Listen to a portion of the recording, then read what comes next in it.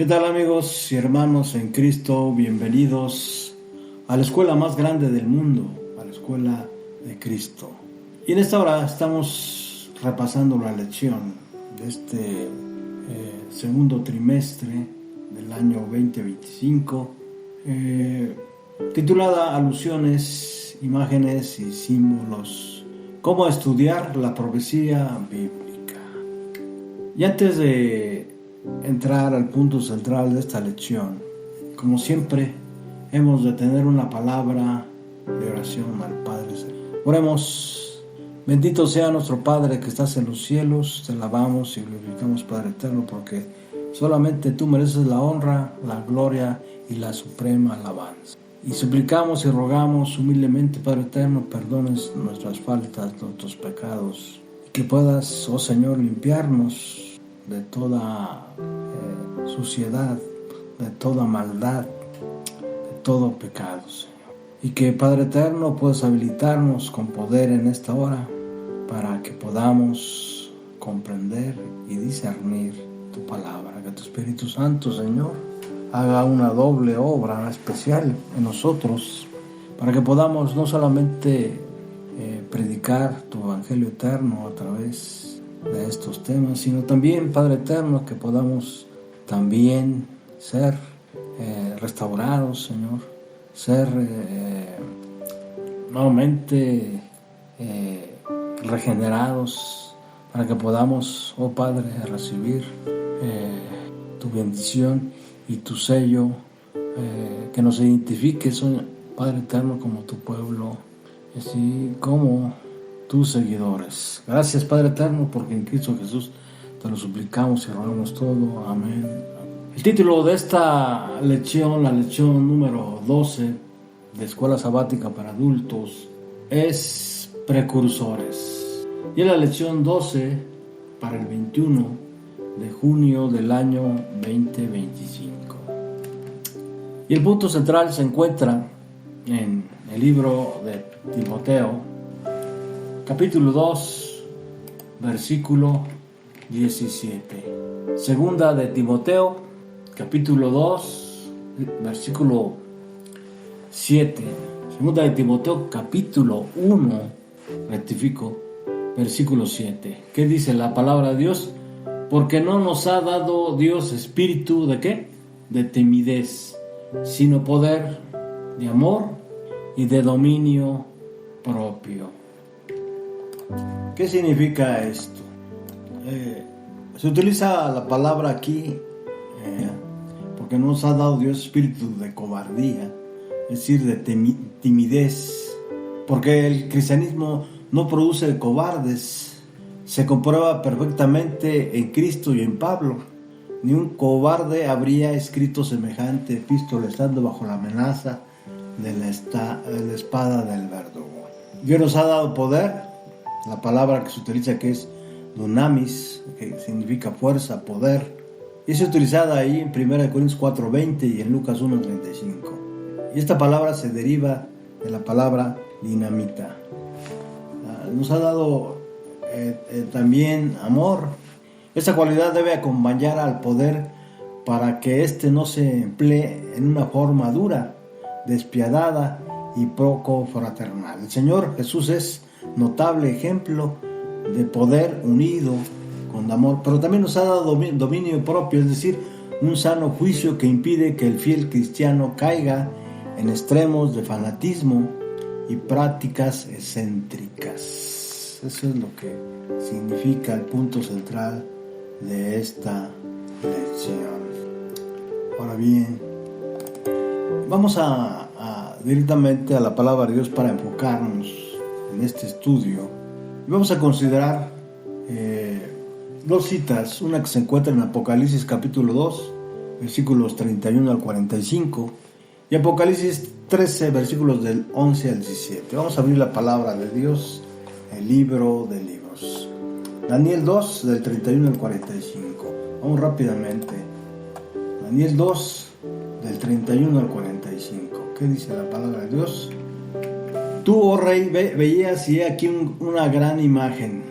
Esa imagen era muy grande y cuya gloria era muy sublime, estaba en pie delante de ti y su aspecto era terrible. ¿Qué está haciendo Daniel? Está interpretando el sueño del rey. ¿Qué rey? Nabucodonosor. Versículo 32. La cabeza de esta imagen era de oro fino, su pecho y sus brazos de plata y su vientre y sus muslos de bronce.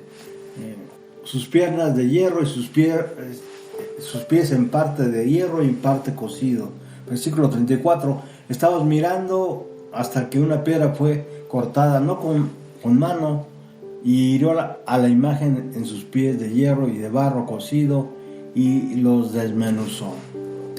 Versículo 35.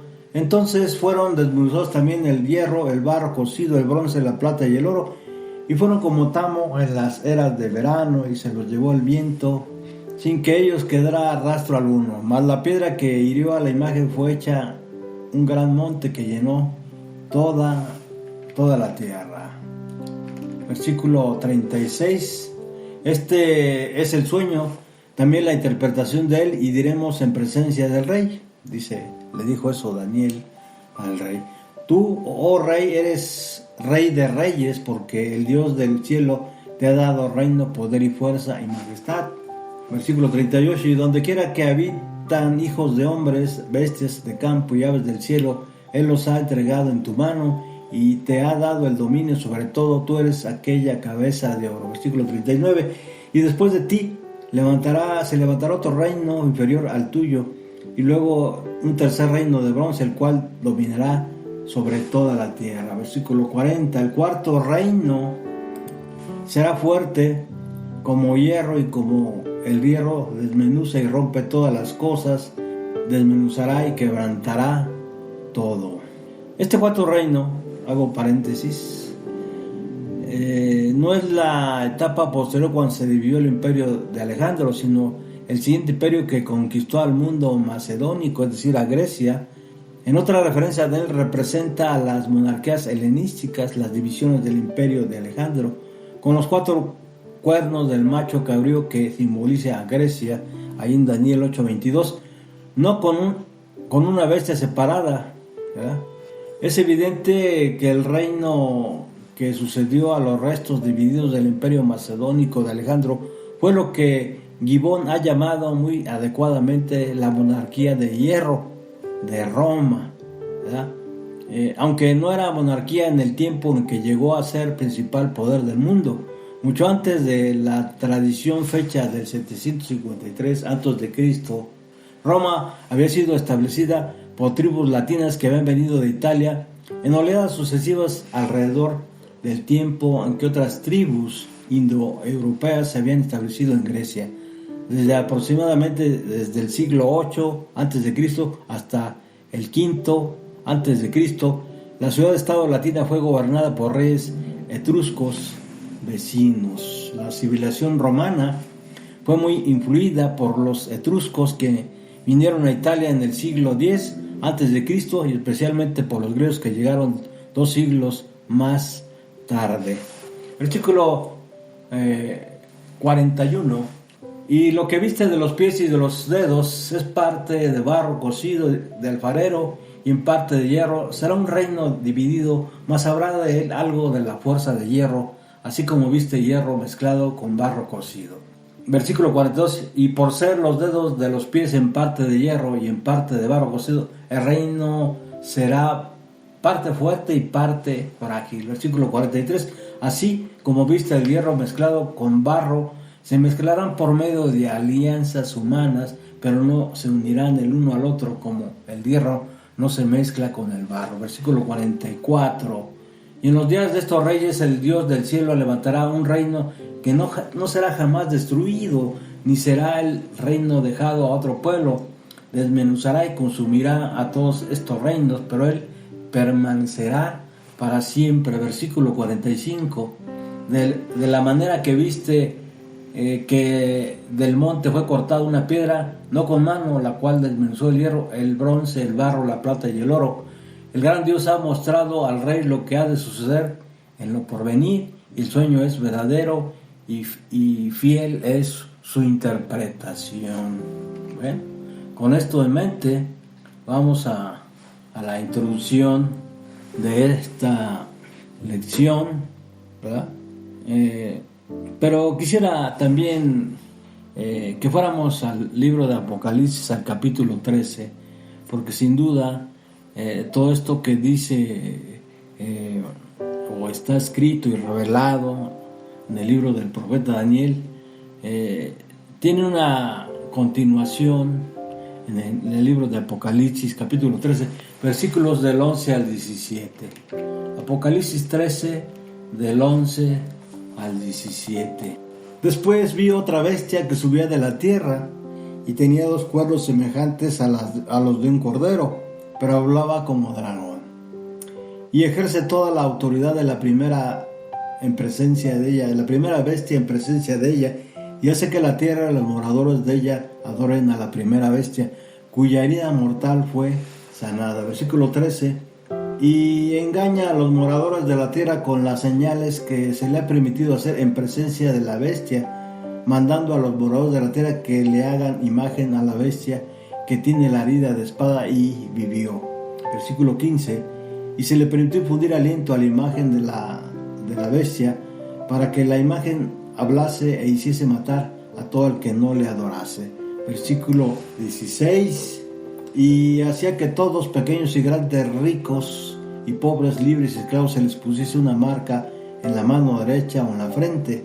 Versículo 17. Y ninguno pudiese comprar ni vender, sino el que tuviese la marca o el nombre de la bestia o el número de su nombre. No nos vamos a detener a analizar este texto, ¿verdad? Porque solamente debemos tenerlo como una base para poder entender lo que viene en este repaso de lección.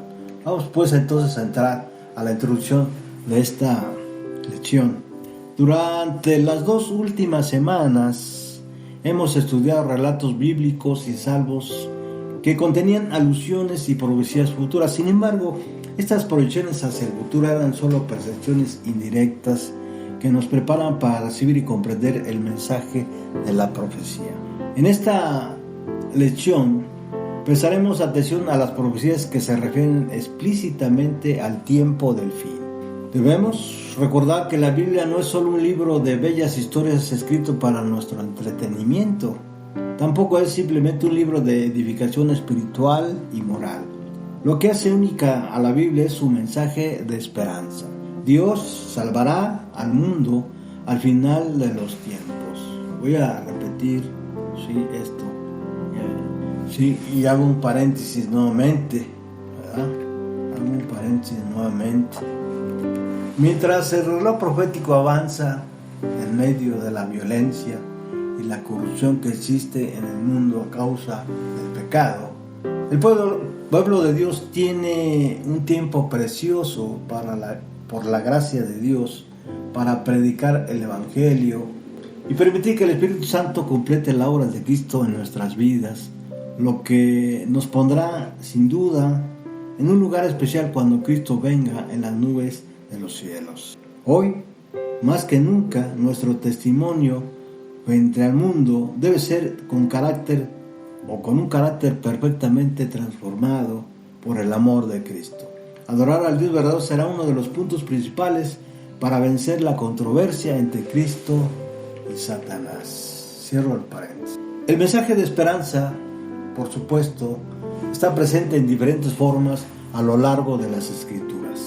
Pero son sobre todo los 2 libros apocalípticos, Daniel y Apocalipsis, los que se centran en el destino final del mundo. Estos 2 libros están interrelacionados y por lo tanto serán consultados uno en relación con el otro.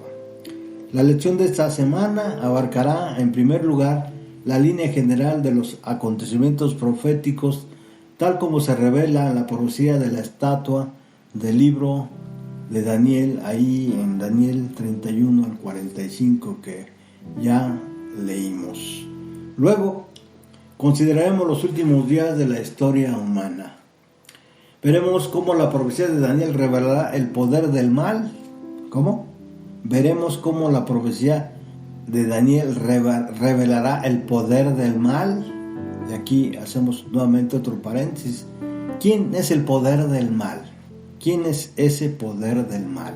¿Verdad? En Daniel 7:25 vemos cómo el profeta en visión nos revela quién es ese poder del mal. Cierro el paréntesis. Y denunciará su esquema mental, ya que fue manifestado por los reyes babilónicos ahí en Daniel 3. La profecía alcanzará entonces su cumplimiento en el cuerno pequeño. Ahí está ese poder del mal. Los capítulos 7 y 8 del libro de Daniel, y la bestia que representa ese mismo cuerno pequeño en Apocalipsis 13 y 14. Vamos al comentario de este repaso de lección. La mentalidad de Babel. El libro de Daniel comienza con una alusión a la historia de la Torre de Babel. Cuando el profeta relata el ataque de Nabucodonosor contra Jerusalén, menciona la rara y antigua palabra Sinar, el mismo nombre que se refería al lugar donde los constructores de Babel edificaron su torre. Génesis 11:2. Esta referencia específica revela el principio del libro. La intención del autor bíblico debe asociar a los constructores de la Torre de Babel con la maniobra de Nabucodonosor de llevar artículos del templo de Jerusalén a su lugar, es decir, a Babilonia. Génesis 11:2.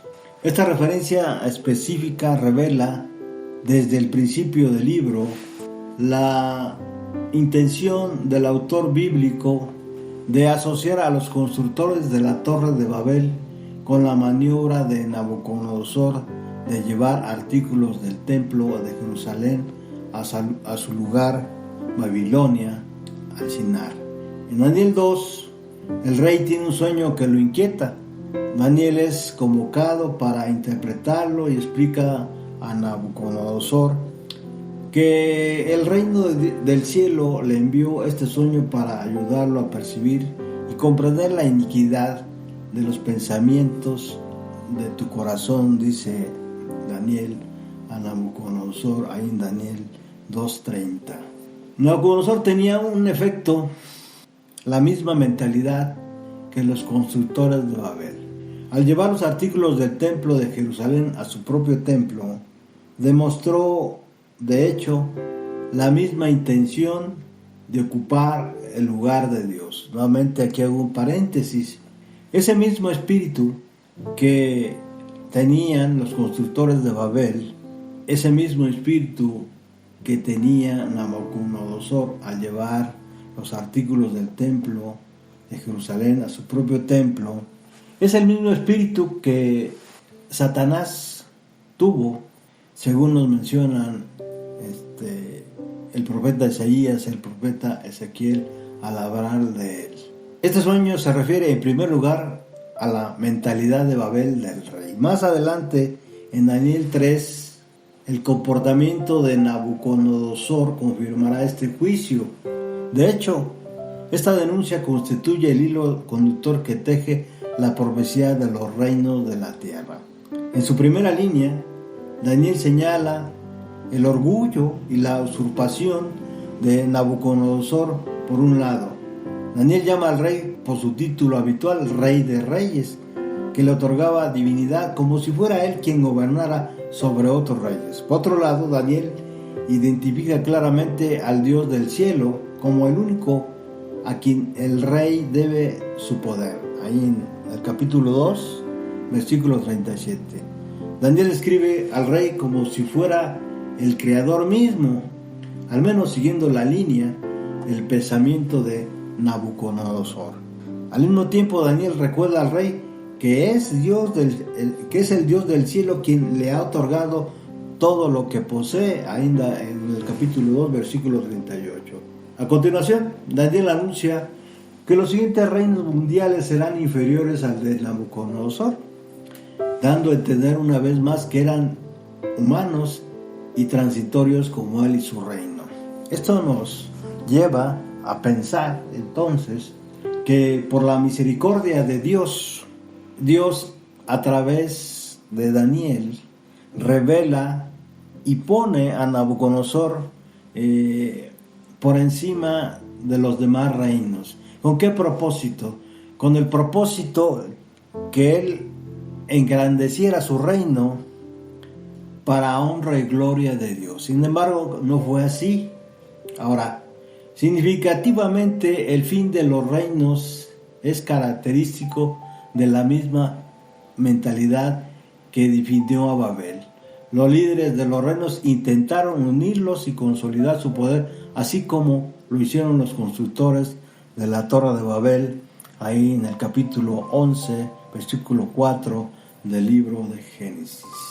Cabe destacar que las características principales de este esfuerzo por mezclarse comenzaron justo después de la caída de Roma pagana, Daniel 2, versículo 41, y duraron hasta el final de los tiempos, como queda implícito en la frase que introduce el surgimiento del reino de Dios. En los días de estos reyes, el Dios del cielo establecerá un reino que nunca jamás será destruido. Daniel 2:44. Es interesante observar que la última escena de la visión que culmina con la supresión de todos los reinos, ¿verdad? El poder usurpador. Daniel 3, Nabucodonosor desacredita inmediata e irónicamente el juicio que acaba de serle revelado mediante su sueño, como ya dijimos. En efecto, se esforzará por ocupar el lugar del Dios del cielo. El sueño indica que claramente que el Dios del cielo establecerá un reino que nunca jamás será destruido. Daniel 2:44, ¿verdad? En contradicción con la voluntad de Dios, Nabucodonosor hizo una imagen de oro como representación de sí mismo, la cabeza de oro, ahí en el versículo 38. Salvo que Nabucodonosor no se contentó con ser la cabeza de oro, como indicaba el sueño, ahora se considera a sí mismo como un rey eterno, cuyo imperio habría de durar para siempre, como indica el hecho de que erigiera una estatua de oro macizo. En esencia, Nabucodonosor hizo su imagen para sustituir al reino eterno de Dios. Y esto conlleva a muchas cosas. Conlleva a que debiera ser adorado, ¿verdad? Y no solamente adorado, sino alabado mediante la música. Nótese el uso mismo del verbo hacer. La historia no termina allí con la usurpación de Nabucodonosor. El siguiente paso del rey fue la persecución violenta de todos aquellos que no se inclinarán ante su imagen. Esto es de igual manera el mismo espíritu, el mismo propósito, como ya hemos visto que hizo el cuerno pequeño, ¿verdad? Estar por encima y pisotear el santuario y la ley de Dios y el ejército del Dios viviente, es decir, el pueblo de Dios. El registro bíblico dice que 3 hebreos se negaron a adorar la imagen y como resultado fueron amenazados con ser arrojados dentro de un horno de fuego ardiente, en el capítulo 3, versículo 6. Se utiliza todo tipo de estrategias para convencer a los hebreos que se inclinen. La amenaza de muerte está implícitamente representada por el horno a los pies de la imagen. La administración echa mano de todos los poderes de que dispone para garantizar el control de la población eterna. Es decir, en este sentido, no solamente Nabucodonosor representaba un poder político, sino también un poder religioso. El poder de los medios de comunicación es utilizado para alcanzar a todos los habitantes del imperio, como es hoy también utilizado por los hombres poderosos de este mundo para alcanzar sus propósitos. Incluso el poder, como ya dijimos, del poder de la música y del arte son aplicados para influir y controlar las emociones. Según el relato acerca de su resistencia, estos 3 hebreos no vacilaron en su convicción de permanecer fieles a Dios. Yo digo amén. Los dos grupos de adoradores, el de Babel y el de los 3 hebreos, quedaron así claramente delineados y contrastados. El de Babel es ruidoso. Ellos proclamaron a voz de cuello, ahí en Daniel 3:4, nueva versión internacional. El de Dios es silencioso, diciendo no necesitamos responderte, en Daniel 3:16. El de Babel es poderoso, está compuesto de sátrapas y magistrados, etc. Daniel capítulo 3 versículo 2. El de Dios es humilde y sin poderío político. Se lo identifica simplemente como uno de los varones judíos en Daniel capítulo 3 versículo 12. El lado de Babel es numeroso y está compuesto por todos los pueblos. Ahí según Daniel 3 versículo 7. El de Dios está formado por solo 3 varones, Daniel 3:23. El de Babel está orientado hacia el presente. Al oír todos los pueblos adoraron, ¿verdad? Al oír la música, todos los pueblos adoraron, ahí en el versículo 7. El Dios está orientado hacia el futuro. Dios puede librarnos, al versículo 13. Aquí interviene la fe, ¿sí? Y la esperanza. El sector de Babel es legalista y obedece por temor a un interés propio. En el caso del pueblo de Dios, le brinda su servicio en respuesta a la gracia divina, y aunque Él decida no librarnos, decían los hebreos ahí en el versículo 18, capítulo 3. El cuerno pequeño y la bestia. Esta vez, sin embargo, los componentes de la usurpación y la persecución son más vívidos y explícitos. El cuerno pequeño pretende ser divino, y su arrogancia y su usurpación son aún más pronunciadas ahí en el capítulo 7, versículo 25, que sugerimos leer, ¿verdad? Con la misma conexión entre usurpación y persecución, según el capítulo 8, versículos 24 y 25 del libro de Daniel. En el libro de Apocalipsis se repite el mismo escenario, aunque emplea un simbolismo diferente. Justo después de los mismos 4 animales que vimos por primera vez en Daniel 7, la revelación apocalíptica identifica un poder usurpador representado como una bestia. Que una bestia, como ya dijimos, ahí en el capítulo 7 de Daniel nos dice que es un poder político, un gobierno, ¿verdad?, de hombres. Al igual que el cuerno pequeño en Daniel 7 y 8, esta bestia pretende ser divina, es decir, no solamente pretende o obra como un poder político, sino también quiere ser un poder religioso, aspira a ser Dios o estar por encima de Dios.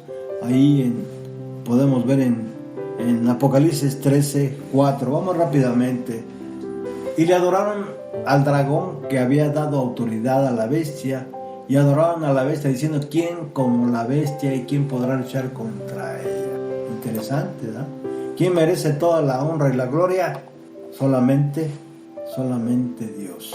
Solamente Dios, solamente el Hijo amado. Esta bestia también se le permitió perseguir al pueblo de Dios, Apocalipsis 5 y 7. Este periodo rápido repaso de la profecía es necesaria para que comprendamos la palabra profética de advertencia y para animar al pueblo de Dios según el punto central de la lección que se encuentra en Segunda de Timoteo, capítulo 1, versículo 7. Vamos a concluir rápidamente. Aunque el cuerno pequeño y la bestia representan una entidad histórica clara, el poder papal, ¿cómo debemos responder a esta identificación? ¿Cómo debemos relacionarnos con el pueblo católico? Número 2. Identifica la mentalidad característica de Babel en la historia, en el poder papal, pero también en los regímenes totalitarios como el nazismo y el marxismo estalinista. Analiza el mecanismo potencial de la mentalidad típica de Babel que podría manifestarse en tu iglesia. en tu carácter personal, en tu relación con otras personas, en el contexto de tu familia, de tu trabajo, en la forma en que tratas a tus empleados o a tu cónyuge y a tus hijos. ¿Cómo podemos pasar de una mentalidad como la de Babel a una bíblica? Número 3. Compara a quienes integraban el bando de Babel con los 3 hebreos. Considera cada aspecto de esa comparación y extrae lecciones prácticas.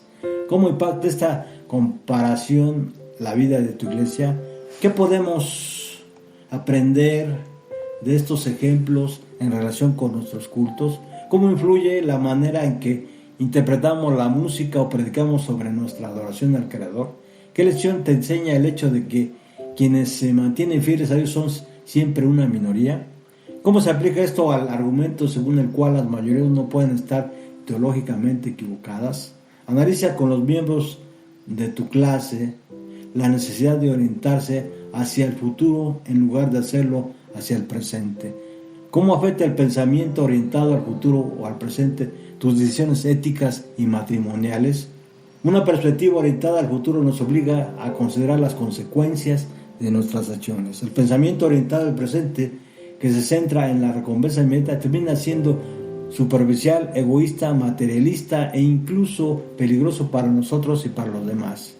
Dediquemos tiempo a dialogar acerca de esto. Vamos a terminar como siempre con unas 2 joyas del espíritu y profecía que se encuentran en El conflicto de los siglos, página 610, que dice: ¿olvidará el Señor a su pueblo en esta hora de prueba? ¿Se olvidó acaso de los 3 jóvenes en el horno ardiente de Daniel o en el pozo de los leones? Aunque los enemigos los arrojen a la cárcel, las paredes de los calabozos no pueden interceptar la comunicación entre sus almas y Cristo. Aquel que conoce todas sus debilidades, que ve todas sus pruebas, está por encima de todos los poderes de la tierra, y acudirán ángeles a sus celdas solitarias, trayéndole luz y paz del cielo. La prisión se volverá palacio, pues allí moran los que tienen mucha fe, y los lobregos muros serán alumbrados con luz celestial, como cuando Pablo y Silas oraron y alabaron a Dios a medianoche en el calabozo de Filipo.